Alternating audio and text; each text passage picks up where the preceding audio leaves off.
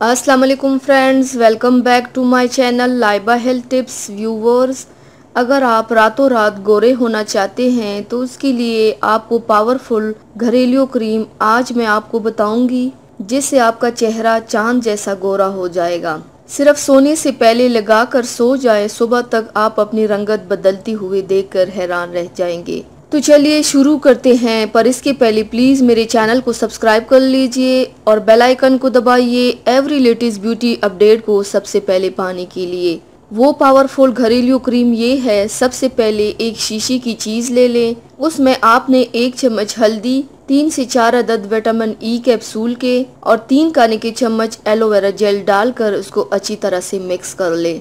Mix करने के बाद इसे किसी डब्बी में महफूज करके फ्रिज में रख दे। अब रात को सोने से पहले चेहरा धोकर खुश्क कर ले, फिर इस क्रीम को लगाएं और थोड़ी देर बाद सो जाइए। सुबह तक आपका चेहरा बहुत ही ज्यादा साफ हो जाएगा और अच्छे रिजल्ट के लिए मजीद दिन बढ़ा सकते हैं। तो व्यूवर्स, ये थी मेरी आज की वीडियो। उम्मीद करती हूँ आप सबको पसंद आई होगी। मेरे वीडियो को लाइक और शेयर ज़रूर कीजिएगा, मुझे फीडबैक ज़रूर दीजिएगा। मेरे चैनल को सब्सक्राइब करना मत भूलिएगा।